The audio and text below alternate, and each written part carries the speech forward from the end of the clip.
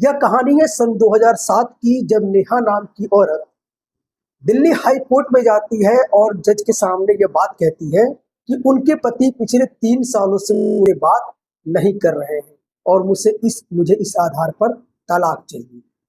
अब जज के साथ पूरी कोर्ट सन्न पड़ जाती है कि हिंदू मैरिज एक्ट 1955 में ऐसा कोई आधार नहीं था कि बिना बात किए हुए या बात बंद होने पर उसको तलाक दिया जा सके। इसके लिए बड़े बेंच का गठन होता है और इस तलाक के मुद्दे को विस्तार से परिभाषित करने के लिए चर्चाएं होती हैं।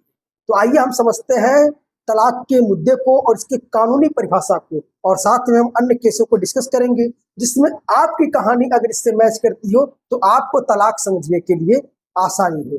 मैं दीपक कश्यप दिव्यस फाउंडेशन पे लाया हूँ तलाक के विशेष। शादी जीवन का वह हिस्सा होता है जो एक दो व्यक्तियों को एक बंधन में बांधता है, लेकिन यह सिर्फ दो व्यक्तियों का बंधन नहीं होता है बल्कि दो परिवारों का बंधन होता है। लेकिन जब वही रिश्तों में खटास और कड़वाहट आ जाती है तो वही रिश्ता उनके जीवन के लिए नर्क बन जाता है। ऐसे में जब जीवन की नई शुरुआत करनी होती है या किसी नए रिश्ते की शुरुआत करनी होती है तो तलाक लेना बहुत जरूरी होता है। ऐसे में हम तलाक को समझेंगे कि तलाक है क्या। तलाक का मतलब है कि कानूनी रूप से विवाह को समाप्त कर देना। इसके लिए हिंदू मैरिज एक्ट 1955 में अगर हम देखेंगे कि तलाक दो प्रकार से होते हैं। पहला होता है म्यूचुअल कॉन्स्टेंट डिवोर्स और दूसरा होता है कॉन्स्टेंटेड डिवोर्स, यानी कि म्यूचुअल कॉन्स्टेंट डिवोर्स यानी कि आपसी सहमति से तलाक। इसमें दोनों पक्ष, महिला पक्ष और पुरुष पक्ष, आप एक दूसरे की सहमति से तलाक लेते हैं। जैसे कि ऋतिक रोशन का तलाक आप देख सकते हैं जिसमें दोनों आपसी सहमति से तलाक लेते हैं। इसी तरीके से आमिर खान का आप तलाक देख सकते हैं जिसमें दोनों लोग आपसी सहमति से तलाक लेते हैं। दूसरा है आपका कॉन्स्टेंटेड डिवोर्स। इसमें एक पक्ष तलाक लेता है और एक पक्ष तलाक लेने के साथ साथ इसमें यह आरोप लगाता है कि वो किस आधार पे तलाक लेना चाहता है। उस आरोप की पुष्टि होने के बाद ही तलाक मिलता है और तलाक में लगभग 6 महीने से 3 साल का समय लगता है। तो आइए हम देखते हैं केस स्टडी के माध्यम से कि आखिर किस किस आधार पर तलाक लिया जाता है। तो कॉन्स्टेंटेड डिवोर्स में 6 से 7 आधार बताए गए हैं, जिसमें से पहला आपका है क्रुएल्टी यानी कि क्रूरता। इसमें मेंटली और फिजिकली यदि कोई व्यक्ति प्रताड़ित करता है अपने कपल को, अपने पुरुष को या महिला को, तो वो क्रूरता का आधार बनाया जा सकता है। दूसरा इसमें होता है व्यभिचार या एडल्ट्री। तीसरा है इसमें परित्याग या डिसर्शन। चौथा है आपका मानसिक विकार मेंटल डिसऑर्डर। पांचवा है आपका कन्वर्जन यानी कि धर्म परिवर्तन। छठा है आपका नपुंसकता और सातवां है आपका संक्रमण रोग। तो इस आधार पे हिंदू मैरिज एक्ट 1955 में आपको बताया गया कि तलाक आप। दिल्ली हाई कोर्ट जो है summer Ghosh versus Jaya Ghosh case में उन्होंने यह स्वीकार किया कि यदि कोई पति और पत्नी आपस में पिछले 2 सालों से कोई बात नहीं कर रहे हैं या फिर उनको परेशान कर रहे हैं तो ये भी एक क्रूरता की कैटेगरी में आएगा, यानी कि मेंटल क्रुएल्टी की कैटेगरी में आएगा और इस आधार पे चाहे तो कपल तलाक ले सकता है। उसके बाद हम दूसरा केस स्टडी करेंगे। दूसरा नवीन कोहली बनाम नीतू कोहली केस में हम देखेंगे कि नवीन नाम का व्यक्ति अपने पत्नी पे आरोप लगाता है कि उनकी पत्नी बार बार उन्हें मारती है, झगड़ा करती है और उन्हें बार बार झूठे मुकदमे में फंसाने की धमकी देती है। इस आधार पे नवीन कोहली का कहना है कि वह मानसिक तनाव से गुजर रहे हैं और उनको इस आधार पर तलाक चाहिए। तो हाई कोर्ट ने इस पूरे मुद्दे को विवेचना करते हुए अपना निर्णय दिया कि अगर कोई महिला अपने पुरुष पति को मार रही है तो यह भी एक मानसिक प्रताड़ना या क्रुएल्टी का आधार बनाया जा सकता है और इस आधार पे अगर पति चाहे तो तलाक ले सकता है। इसी तरह एक केस और निकल कर आता है माया बनाम जगदीश प्रसाद सन 2007 में। इसमें पति का आरोप लगता है कि उसकी पत्नी उसके साथ शारीरिक हिंसा करती है, मारपीट करती है और उसको गाली गलौज देती है, साथ में उसके परिवार को दहेज उत्पीड़न के झूठे केस में फंसाने की धमकी देती है। तो इस आधार पे जब जगदीश प्रसाद ने माया के ऊपर केस किया तलाक के लिए तो तलाक का आधार बताया कि वह मानसिक प्रताड़ना से गुजर रहे हैं क्योंकि उनके पत्नी का व्यवहार उनके तनाव का कारण बना है।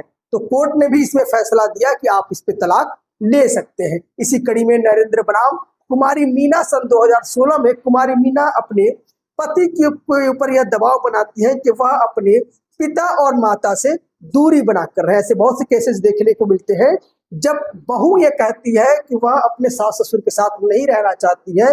तो इस केस की गंभीरता को देखते हुए दिल्ली हाई कोर्ट ने अपना निर्णय यह दिया कि कोई भी पत्नी अपने पति के ऊपर यह दबाव नहीं बना सकती है कि उसका पति अपने माता पिता से दूर हो जाए। अगर किसी पुरुष को उसके माता पिता से दूर किया जाता है तो जिससे वह मेंटली डिप्रेशन का शिकार होता है, और इस आधार पे अगर पुरुष चाहे तो अपने महिला पत्नी से तलाक ले सकता है। तो इसी के कड़ी में हम देखेंगे अगला आधार है एडल्ट्री, जिसको व्यभिचार कहते हैं। सन 2018 से पहले व्यभिचार एडल्ट्री एक अपराध के दायरे में आता है, लेकिन आईपीसी की धारा 497 को 2018 में समाप्त कर दिया गया। लेकिन व्यभिचार को समाप्त कर दिया गया अपराध के दायरे से, लेकिन तलाक का आधार आज भी है। आज भी अगर कोई व्यक्ति एक्स्ट्रा अफेयर चलाता है तो वह इस आधार पे चाहे तो अपने कपल से तलाक ले सकता है। इसी कड़ी में हम चलते हैं। अगला आधार हमारा है मेंटल डिसऑर्डर। मेंटल डिसऑर्डर का मतलब क्या है? मानसिक विकार। यदि महिला या पुरुष में किसी भी एक व्यक्ति अगर वह मेंटल डिसऑर्डर या किसी गंभीर बीमारी से गुजर रहा है तो वह गंभीर बीमारी के आधार पर वह चाहे तो अपने कपल से तलाक ले सकता। अगर आपकी पत्नी या पति किसी ऐसे मानसिक बीमारी से गुजर रहा है जिसका ठीक होना संभव नहीं है, उसको दौरे आते हैं, पागलपन या मेंटली साइको की प्रॉब्लम है जिससे आपके भविष्य को खतरा हो सकता है, तो इस आधार पे भी चाहे तो पति या पत्नी तलाक ले सकती है। इसमें अगली कड़ी आता है परित्याग, जिसको डिसर्शन कहते हैं। यानी कि अगर कोई महिला अथवा पुरुष अपने जोड़े से यानी कि अपने पति अथवा पत्नी से वह 2 साल से अधिक दूरी बनाकर रहता है तो इस आधार पे चाहे तो डिवोर्स हो सकता है।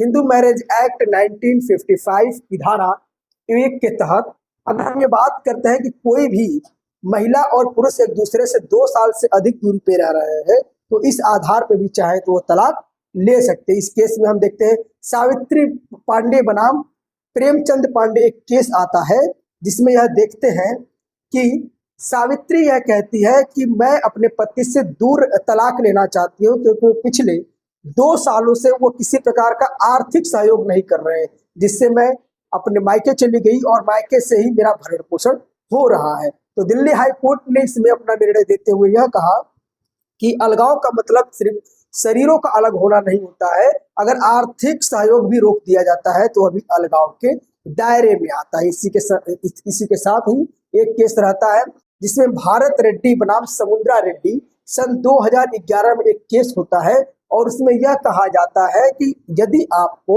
तलाक लेना है तो 2 वर्ष का कार्यकाल 2 वर्ष का समय काल पूरा होना चाहिए। यदि 2 वर्ष से पूर्व आप याचिका दायर करते हैं तो उसे तलाक का आधार नहीं बना। अक्सर डिवोर्स लेते समय लोगों के मन में डर होता है कि आखिर एलिमनी क्या है, आखिर एलिमनी का आधार क्या है। लोग अक्सर अपनी संपत्ति को छुपाने की कोशिश करते हैं या वो सोचते हैं कि मेरे पति या पत्नी को मैं कोई भरण पोषण ना दूं। तो ऐसे में यह सबसे बड़ा प्रश्न उठ के आता है कि आखिर एलिमनी है क्या। एलिमनी का मतलब क्या है कि ऐसा आर्थिक सहायता जिसकी वजह से आपकी पति या पत्नी अपना भरण पोषण करे। इसके लिए अगर महिला चाहे तो वो माफ भी कर सकती है, लेकिन वह भरण पोषण का दावा करती है।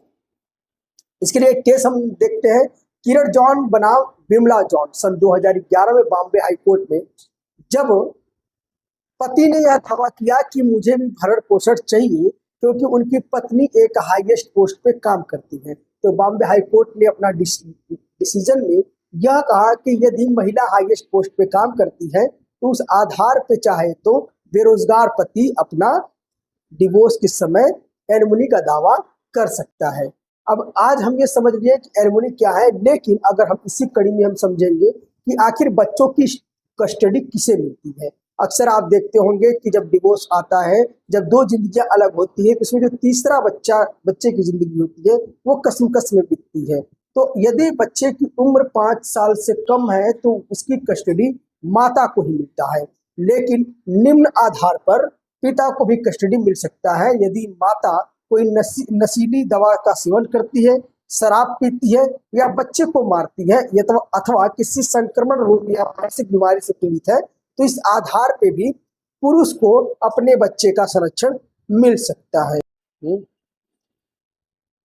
आपको ये तलाक का वीडियो कैसा लगा? कमेंट बॉक्स में अपनी राय जरूर दें। Thank you very much.